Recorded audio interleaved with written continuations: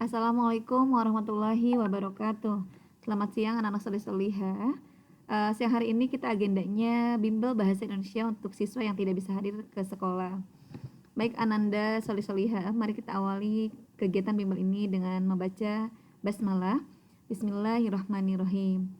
Oke, untuk hari ini Ustazah akan menyampaikan materi tentang paragraf rumpang yang biasanya kita temukan dalam soal. Dan kemudian yang kedua, Ustazah akan menjelaskan tentang ungkapan dan peribahasa. Apa saja ungkapan itu dan kemudian peribahasa itu seperti apa. Baik, yang pertama kita akan bahas tentang paragraf rumpang. Apa itu paragraf rumpang? Paragraf rumpang adalah paragraf yang memiliki bagian kosong yang perlu dilengkapi dengan kata atau kalimat yang sesuai dengan teks sebelum dan sudah paragraf.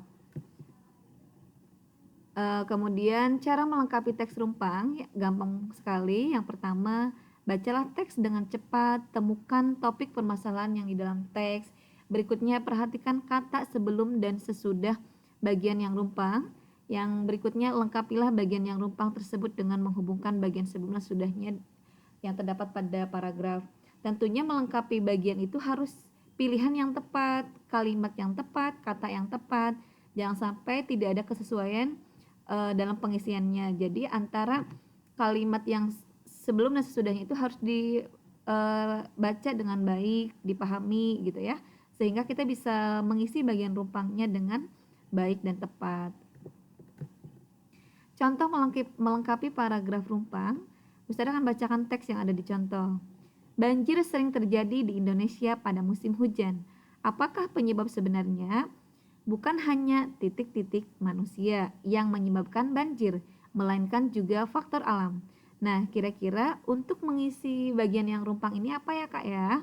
Nah, yang tepat adalah kata yang tepat untuk melengkapi bagian rumpang tersebut adalah faktor ya. Jadi di sini dijelaskan paragraf yang sebelum dan sesudahnya kira-kira mana nih yang lebih tepat untuk melengkapi kata. Jadi untuk paragraf rumpang ini bisa biasanya dalam soal itu hanya menambahkan kata saja, hanya menambahkan kalimat. Jadi ini disesuaikan dengan kebutuhannya. Nanti kakak silahkan pahami kalau misalnya ada soal-soal yang sekiranya berkaitan dengan paragraf rumpang. Mudah sekali kalau misalnya dibaca dengan cermat gitu. Kemudian yang kedua, kita akan bahas tentang ungkapan dan peribahasa. Mungkin biasa dalam kalimat sehari-hari kita sering ucapkan, tapi kadang-kadang mungkin kita nggak ngeh kalau itu ternyata termasuk ke dalam istilah ungkapan atau peribahasa. Apa sih yang biasanya kita dengar gitu, istilah ungkapan yang biasa kita gunakan sehari-hari dan apa maknanya? Nanti Ustaz akan bahas beberapa ungkapan dan kemudian nanti anak-anak bisa cari materi istilah ungkapan ini di mana saja ya, sebenarnya bisa di Google juga untuk mengetahui lebih banyaknya terkait ungkapan atau peribahasa. Nah, untuk pengertian, ungkapan adalah gabungan kata yang memiliki makna kiasan, kayak mengibaratkan sesuatu gitu ya.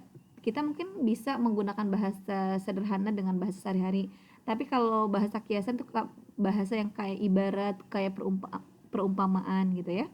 Kemudian cirinya terdiri dari dua kata atau lebih, mengandung kata kiasan. Itu adalah pengertian ungkapan dan ciri-cirinya. Dan kemudian apa itu peribahasa? Peribahasa adalah kelompok kata atau kalimat yang menyampaikan suatu hal secara tersirat. Ya, ini contoh ungkapan sayang. Nah, ini contoh ungkapan. Buah tangan, mungkin kita pernah dengar apa kata buah tangan. Nah, ini buah tangannya terdiri dari dua kata, ini istilah ungkapan. Kalau kita buat contoh, pamanku datang dari Bandung, ia membawa buah tangan yang banyak sekali. Arti buah tangan itu adalah oleh-oleh. Jadi kita tidak mesti menyebutkan oleh-oleh, tapi bisa dengan kata kiasan yang lain, misalkan buah tangan, ini bagian dari istilah ungkapan. Ada buah bibir. Febri menjadi buah bibir setelah mencetak gol indah di pertandingan kemarin. Buah bibir itu bahan pembicaraan. Jadi kalau lagi sekarang tuh lagi trending, lagi booming istilahnya ya. Jadi yang lagi ramai dibicarakan orang banyak itu adalah buah bibir. Baik itu hal-hal yang positif ataupun negatif. Kemudian ada kata naik pitam, contoh kalimatnya. Karena terus diledek oleh teman-temannya, Rudi pun naik pitam. Nah, apa arti naik pitam? Naik pitam itu adalah marah. Jadi ada marah, ada emosi tinggi gitu ya, sehingga si Rudi ini naik pitam istilah dalam ungkapannya. Kemudian bunga desa. Contoh kalimat, sewaktu masih muda nenekku adalah bunga desa di tempat ini. Masya Allah. Bunga desa ini mungkin kalian sudah dengar belum ya? Bunga desa artinya perempuan cantik yang banyak disenangi para pemuda di sebuah desa.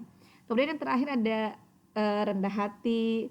Misalkan apa sih arti rendah hati? Di sini sifat baik hati dan tidak merasa paling pintar dan tidak sombong. Ini biasa ditujukan kepada orang-orang yang baik dalam perbuatannya gitu ya.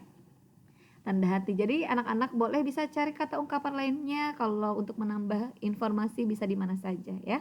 Ini contoh singkatnya dari Ustadzah, dan nanti kalau ada perbanyak, kalau bisa perbanyak pengetahuan supaya bisa menambah kosakata tentang ungkapan atau istilah ungkapan.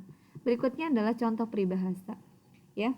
Jadi peribahasa ini mungkin kalimat yang menyampaikan sesuatu hal secara tersirat. Tersirat itu kita tidak ada dalam teks secara langsung Kak, tetapi makna keseluruhan yang bisa kita pahami dari kalimat tersebut.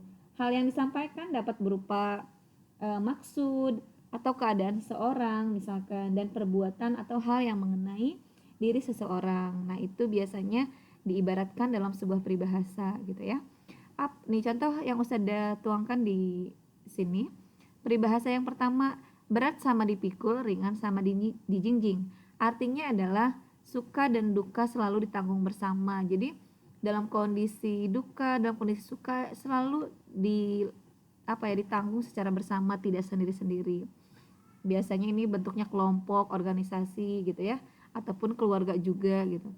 Kemudian ada peribahasa gali lobang tutup lobang. Artinya seseorang yang punya penghasilan yang pas-pasan. Jadi bagaimana kadang-kadang merasa kekurangan terus, ada dapat penghasilan kemudian habis dipakai, ada lagi, jadi begitu saja. Jadi ada istilah gali lubang tutup lubang. Kemudian ada peribahasa gajah mati meninggalkan gading, harimau mati meninggalkan belang. Artinya orang yang selalu berbuat baik, jika meninggal dunia kebaikannya selalu dikenang. Nah, Masya Allah ya, makna dari peribahasa di atas ini dalam sekali gitu ya, sehingga pengen dong kita juga sebagai manusia yang dikenang kebaikannya. Ada peribahasa ada gula ada semut, kayak artinya orang akan tertarik untuk datang ke tempat yang menjanjikan kesejahteraan. Bagai air di daun talas, orangnya ini selalu berubah-ubah, tidak ada pendirian. Ini cocok diberikan peribahasa bagai air di daun talas. Nah itu ya anak-anak solih-solihah yang Ustadzah berikan gambaran tentang contoh-contoh dari istilah ungkapan dan peribahasa. Kemudian nanti ada tugas yang harus dikerjakan, kemudian nanti boleh difotokan ke Ustadzah Nun untuk mendapat penilaian. Tugasnya ini ya. Nah, di sini adalah tugas untuk mengisi paragraf rumpang, dan di samping ini ada pilihan jawaban. Kira-kira yang cocok untuk mengisi nomor 1 itu kata apa? Kemudian yang seterusnya 2, 3, 4 dan sampai 7 dipilih di sini di kanan ini ya sayang ya. Ada kata peliharaan, mamalia, bulu, kulit, kampung, kucing, sping. Jadi ini silahkan nanti dibaca dengan cermat, kemudian kira-kira kata apa yang tepat untuk mengisi bagian yang rumpang. Dan tugas yang kedua, ada contoh ungkapan nih.